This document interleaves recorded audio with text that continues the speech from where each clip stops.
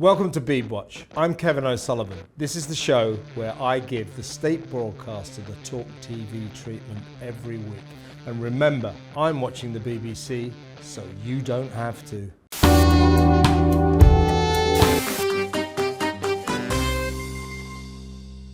The stage was set. All eyes were on the BBC. How would they deal with the crowning of the King? Spoiler alert, not very well. King Charles' special day was a triumph for him, a triumph for the royal family, and a triumph for the nation. But for the BBC, the coronation was a catalogue of catastrophes. First off, the big day.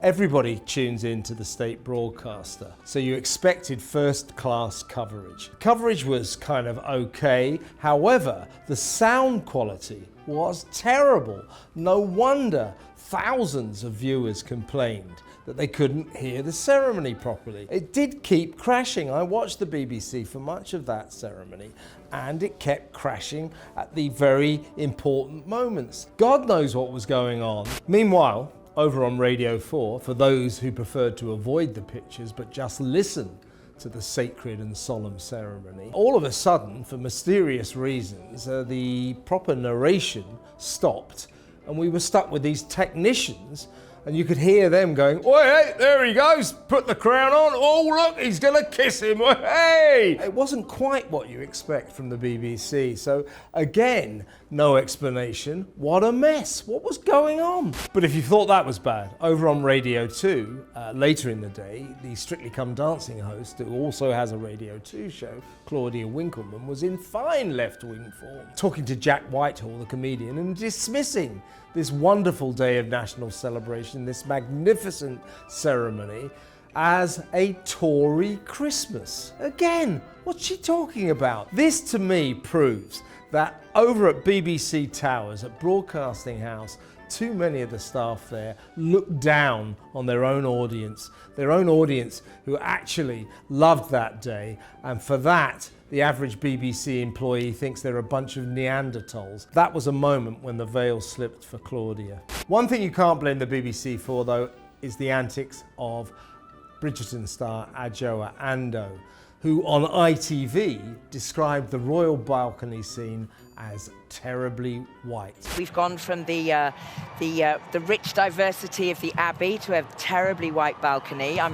very struck by that. Frankly, many people are saying that's a racist comment, and ITV is having to deal with its own mountain of complaints, quite rightly. Not to be outdone, the BBC still got in on the act, because later on, Adjoa went on to Radio 4 to talk to host Paddy O'Connell. And she announced, "Well, I think I've upset quite a few people about this." Paddy O'Connell replied, "You haven't upset anyone, you have nothing to apologise for." Tell that to ITV, who are going to end up having to apologise for that. Ofcom, the broadcasting watchdog, is being inundated with complaints, is deciding whether to investigate, and it was ridiculous to say she had nothing to apologise for and she hadn't upset anyone, because she had upset many, many thousands, maybe millions of people. Ridiculous. Typical BBC, always supporting the lefties. But the royal weekend of sensational celebrations finished with that concert at Windsor Castle. I watched it, the music wasn't particularly to my taste, but there's no denying that was one hell of a spectacle. The drone pictures in the sky, astonishing. Very good performances by everyone, and the finale act, mysteriously, was Take That.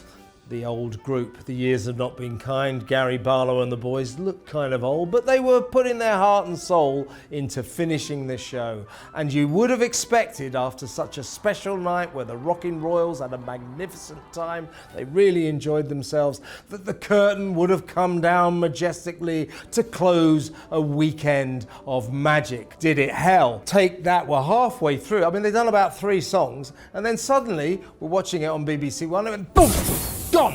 Gone! No credits, no announcement. They didn't say, oh, I'm afraid this concert's run a bit long, we're going to have to move on to the rest of our programs. It just went. I was going, what the hell happened there? Meanwhile, Take That is still singing away, unaware they're no longer on the telly, and we switched to the news. And still, no explanation. What a catastrophic weekend for the BBC. Can the state broadcaster do anything right? I don't think so. But with Take That consigned to the cutting room floor, it looked at last as if the BBC could mercifully close the book on a disastrous weekend, but no.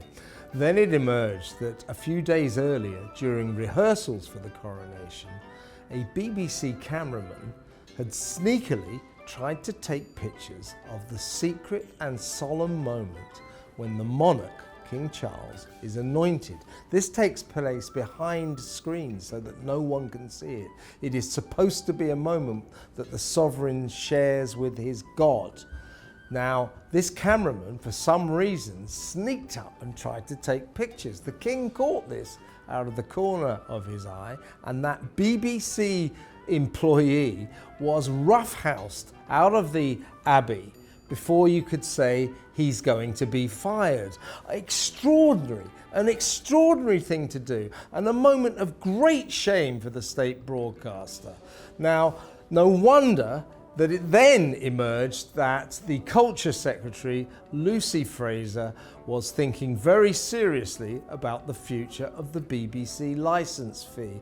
That licence fee better be on life support now. It should be flatlining. It needs to die. And if anyone had any doubts about whether or not this organisation that we call the BBC, this organisation that thinks it's better than its own audience, that makes a complete mess of the coronation, if anyone had any doubts that that deserves 160 quid of our money every single year, this was the final straw. No more licence fee, get rid of it. They can mess up on their own money. We shouldn't be paying for it.